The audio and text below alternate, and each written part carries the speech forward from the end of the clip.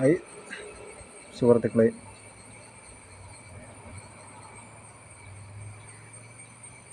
ഞാനിപ്പം വന്നിരിക്കുന്നത് ഒരു ചെറിയ ഒരു വീഡിയോ ചെയ്യാനാണ് വന്നത്. അത് നിങ്ങൾ എല്ലാവരും സഹകരിക്കുമെന്ന് പ്രതീക്ഷിക്കുന്നു. എൻ്റെ ടോപ്പിക്ക് പറയട്ടെ. നമുക്ക് ഈ നാട്ടിൽ ഒരുപാട് കേസുകൾ അന്വേഷിക്കാൻ ഇവിടെ കിടക്കുന്നുണ്ട്. പരാതി ഉള്ള കേസുകൾ, ജെന്യൂനായിട്ട് പരാതിയുള്ളത്. ഇതെവിടുന്ന് ഒരു ഇൻ്റർനെറ്റ് വഴി, അതായത് ഓൺലൈൻ വഴി ഒരു പരാതി കിട്ടിയ ആ വ്യക്തി ആരാണെന്ന് പോലും അറിയാത്ത ഒരു കേസിൻ്റെ പുറകെ നമ്മുടെ പോലീസ്, അതായത് പ്രത്യേകിച്ച് ഞാൻ പറയാം, രാഹുൽ മാങ്കൂട്ടം MLA എന്നെ പീഡിപ്പിച്ചു എന്നും പറഞ്ഞൊരു പരാതി ലഭിച്ചു. ആ സ്ത്രീ ആരാണെന്നറിയത്തില്ല. അതിൻ്റെ കാതലായ പ്രസക്തി എന്താണെന്ന് പോലും ജനങ്ങൾക്കറിയത്തില്ല. പിന്നെ രാഷ്ട്രീയം കളിക്കാനും രാഷ്ട്രീയ പാർട്ടികൾക്ക് പിന്നെ ഒരു നേരം പോക്കെന്ന രീതിയിലാണ് ആ കേസ് സാധാരണ ഞങ്ങളെപ്പോലുള്ള പൊതുജനങ്ങൾക്ക് തോന്നുന്നത്. അല്ലാതെ നമ്മുടെ രാജ്യത്ത്, നമ്മുടെ നാട്ടിൽ ഇഷ്ടം പോലെ കേസുകൾ നമ്മുടെ പോലീസ് സ്റ്റേഷനിൽ കെട്ടിക്കിടക്കുക. അതൊന്നും അന്വേഷിക്കാനും യാതൊരു നേരവും ഇല്ലാത്ത നമ്മുടെ ക്രൈം ബ്രാഞ്ചും പോലീസ്. കാരണം പരാതി, അതായത് കുറ്റം തന്നെയാണ് പറയുന്നത്. കാരണം അതിനകത്ത് യാതൊരു കാര്യവും നമുക്ക് ഒളിച്ചു വെക്കേണ്ട കാര്യമില്ല. കാരണം ഈ പരാതി ആ സ്ത്രീ ഇതുവരെയും നേരിട്ട് ഒരു സ്റ്റേഷനിലും കൊടുത്തിട്ടില്ല. മുഖ്യമന്ത്രിക്കൊരു കത്തയച്ചു എന്നുള്ളതല്ലാതെ പിന്നെ മുഖ്യമന്ത്രി അത് ഫോർവേഡ് ചെയ്ത് പോലീസ് സ്റ്റേഷനിലേക്ക്. പക്ഷേ ഇത് ഏത് രീതിയിലാണെന്ന്, എന്താണെന്ന് ഈ സ്ത്രീക്ക് പരാതി ഉണ്ടോ എന്ന് പോലും അറിയാത്ത ഒരു സാഹചര്യത്തിൽ ഈ പോലീസ് എന്തിനാണ് ഇത്രയും നമ്മുടെ ഖജനാവിനെ കൊള്ളയടിക്കുന്നത്? മറിച്ച് പാലക്കാടൊക്കെ നടന്ന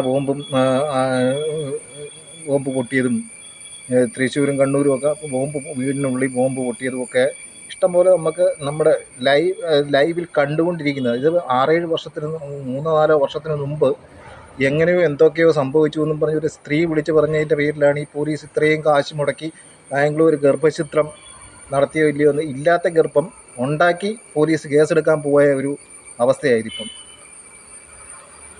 ഈ സാധനമൊന്നും തെളിഞ്ഞില്ല എങ്കിൽ ഈ സർക്കാരിൻ്റെ ഈ കാശ് ഈ ഉദ്യോഗസ്ഥരോ അല്ലെങ്കിൽ ഈ സർക്കാർ ഇവിടെ തിരിച്ച് ഈ ഖജനാവിലേക്ക് ഏൽപ്പിക്കുമോ? അതിനുള്ള മറുപടിയും കൂടെ ഈ സർക്കാർ തരണം. ഈ സർക്കാർ എന്നുള്ളതല്ല, ഏത് സർക്കാർ. നമുക്ക് ഈ സർക്കാരിനെ ഒന്നും ഒരു മോശപ്പെട്ട രീതിയിലൊന്നുമല്ല കാണുന്നത്. പക്ഷേ ഇത്രയൊക്കെ പ്രവൃത്തികൾ കാണുമ്പോൾ നമുക്കത് പറയാതിരിക്കാനും പറ്റത്തില്ല സുഹൃത്തുക്കളെ. അതുകൊണ്ട് ഇത്ര പ്രവൃത്തികളൊക്കെ മാറ്റിവെച്ച് സർക്കാർ നമ്മുടെ പൊതുജനങ്ങൾക്ക് ആവശ്യമായുള്ള കാര്യങ്ങളൊക്കെ ചെയ്തു തരണമെന്ന് പറയുന്നു.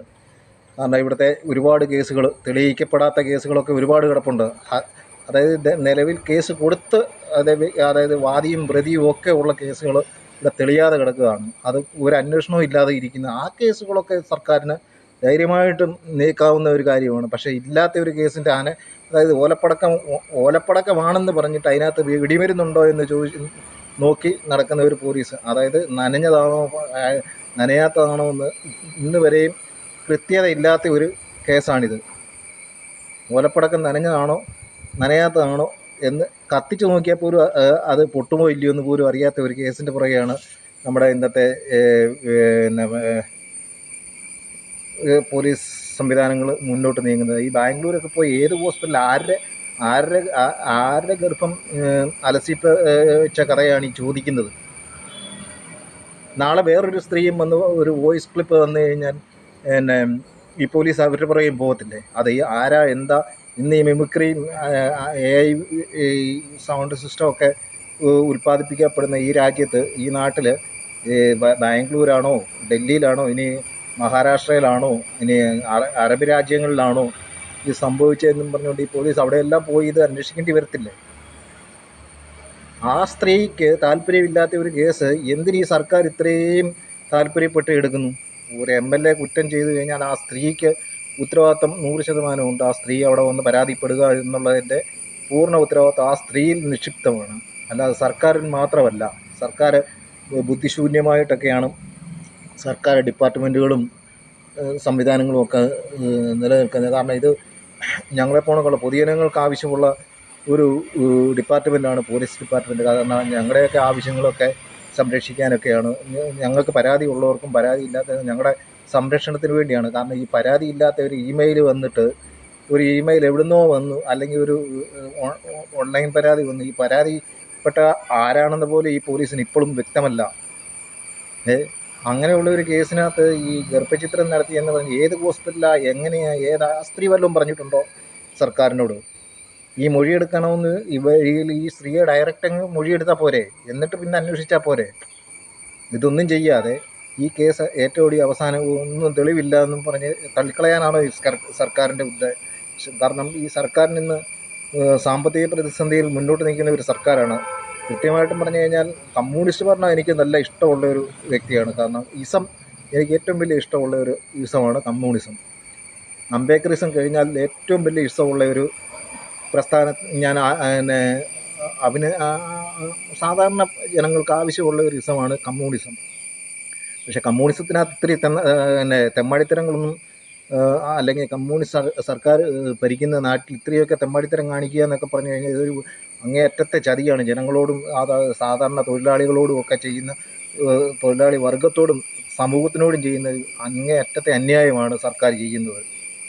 പരാതിയുള്ള സ്ത്രീക്ക് ധൈര്യമായിട്ട് നേരിട്ട് വന്നു കഴിഞ്ഞാൽ ഈ സർക്കാർ അവർക്ക് സംരക്ഷണം കൊടുക്കുമെന്നും നമുക്ക് 100% അറിയാവുന്ന ഒരു കാഴ്ചപ്പാടിൽ നിങ്ങൾ എന്തിനു വേണ്ടി ഈ ഇല്ലാത്ത പരാതിക്ക് നിങ്ങൾ ഇത്രയും കാശുകൾ ചിലവാക്കി ഒരു ഡിപ്പാർട്ട്മെൻറ്റിലെ കുറേ ആൾക്കാരെ ഈ കേസ് അന്വേഷിക്കാൻ ഏത് രീതിയിലുള്ള കേസാണെന്ന് പോലും കൃത്യമായിട്ട് അറിയത്തില്ല. പീഡനമെന്ന് മാത്രമേ പറഞ്ഞിട്ടുള്ളൂ. ലൈംഗിക പീഡനമാണോ, ഇനി രാഹുൽ മാങ്കൂട്ടം തന്നെയാണോ ഇതിന് ഉത്തരവാദിയെന്നും കൃത്യമായിട്ട് അറിയാത്ത ഒരു കേസിനാണ് ഈ സർക്കാർ ഇത്രയും കാശ് മുടക്കിയ പരിപാടി നടത്തുന്നത്. എന്തിനാ സർക്കാരെ ഇത്രയും മനുഷ്യൻ്റെ ഈ ദുഷിപ്പ് ഏറ്റുവാങ്ങുന്നത്? നിങ്ങൾക്ക് വേറെ പണികളൊക്കെ ഒരുപാടില്ലേ? കാരണം ഞാൻ നിങ്ങളെയൊക്കെ ഇഷ്ടപ്പെടുന്ന ഒരു ഞാൻ കമ്മ്യൂണിസ്റ്റുകാരനല്ല എങ്കിൽ പോലും നിങ്ങളുടെയൊക്കെ രാഷ്ട്രീയ പ്രവർത്തനങ്ങളൊക്കെ ഇഷ്ടപ്പെടുന്ന ഒരു വ്യക്തിയാണ്. അതുകൊണ്ട് നിങ്ങൾ ഈ രാഷ്ട്രീയക്കാരെയും പോലീസുകാരെയൊക്കെ എന്തിനാ ഈ ആവശ്യമില്ലാത്ത കേസുകൾക്കൊക്കെ നിങ്ങൾ വലിച്ചഴച്ച് കൊണ്ടുപോകുന്നത്? നിങ്ങളുടെ സ്വാർത്ഥ താല്പര്യത്തിന് വേണ്ടി ഉപയോഗിക്കാതെ. ആ സ്ത്രീ ഏതാണെന്ന് പോലും ഞങ്ങൾക്കാർക്കും അറിയത്തില്ല. ആ സ്ത്രീ ഇതുവരെ എങ്ങും പരസ്യമായിട്ട്, ആ സ്ത്രീ നാട്ടിലുള്ളതാണ്. അപ്പോൾ ആ സ്ത്രീ ഇതുവരെ പരസ്യമായിട്ട് ഒരു കേസ് തരാത്തിടത്തോളം കാലം നിങ്ങൾ എന്തിനാണ് ഈ ആവശ്യമില്ലാത്ത പരിപാടിക്ക് പോകുന്നത്? ആ സ്ത്രീക്ക് ആണ് ഗർഭം ഉണ്ടോ, അലസിപ്പോയോ, അലസിപ്പിച്ചോ അല്ലെങ്കിൽ നിർബന്ധിച്ചാണോ അത് ചെയ്തത് എന്നൊക്കെ പറയുന്ന ആ വോയിസ് ക്ലിപ്പ് അലസിപ്പിക്കാമെന്ന് പറഞ്ഞെടുത്ത് അത് ആ സ്ത്രീ തന്നെ നിഷേധിക്കുന്നുമുണ്ട്. എന്നിട്ട് ആ സ്ത്രീയുടെ ഗർഭം അലസിപ്പോയെന്ന് പറഞ്ഞു കഴിഞ്ഞാൽ ആ സ്ത്രീയാണ് അതിന് പൂർണ്ണമായിട്ട് ഉത്തരവാദി. ആ സ്ത്രീക്കെതിരെ അല്ലേ കേസെടുക്കേണ്ടത്? ഗർഭചിത്രം നടത്താൻ അനുവാദമില്ലാത്ത നാട്ടിൽ അങ്ങനെ ഒരു സാധനം ചെയ്തു കഴിഞ്ഞാൽ ആ സ്ത്രീക്കല്ലേ നിങ്ങൾ കേസെടുക്കേണ്ടത്?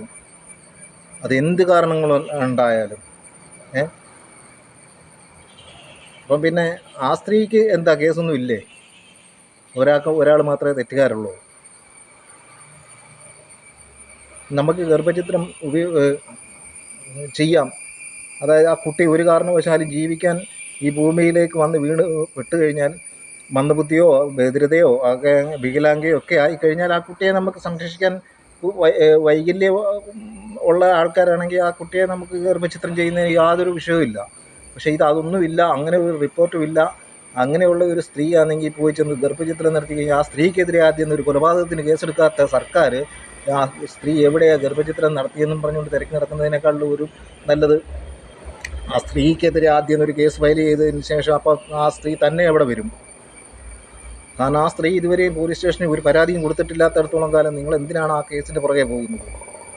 ഇവിടെ ഒരുപാട് പിടിച്ചുപറി കേസുകളും ഹവാല പണ ഇടപാടുകളും കഴിഞ്ഞ ഇലക്ഷൻ്റെ കോടിക്കണക്കിന് രൂപയുടെ ഹവാല ഇടപാടുകളൊക്കെ ഇവിടെ നടന്നിട്ടുണ്ട്. അതിനെക്കുറിച്ചൊക്കെ നിങ്ങൾ എന്താ സംസാരിക്കാത്തത്? നിങ്ങൾ ഈ വേണ്ടാത്ത കേസിൻ്റെ പുറകെ പോയിട്ട് എന്തിനാ? അടുത്ത ഇലക്ഷന് വേണ്ടി നിങ്ങൾ വോട്ട് സ്വീകരിക്കാനാണോ?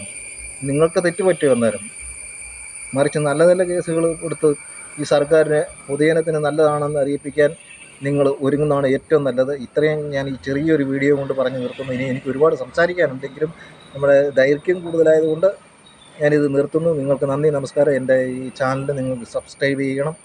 പ്രത്യേകിച്ച് ഇതുപോലുള്ള വീഡിയോ ഞാൻ വീണ്ടും ഇടും. അത് നിങ്ങളെത്തുന്നതിന് വേണ്ടി ഞാൻ എൻ്റെ ചാനലിനെ സപ്പോർട്ട് ചെയ്യുക. ഒരിക്കൽ കൂടി ഞാൻ നിങ്ങൾക്ക് നന്ദി പറയുന്നു. നന്ദി, നമസ്കാരം.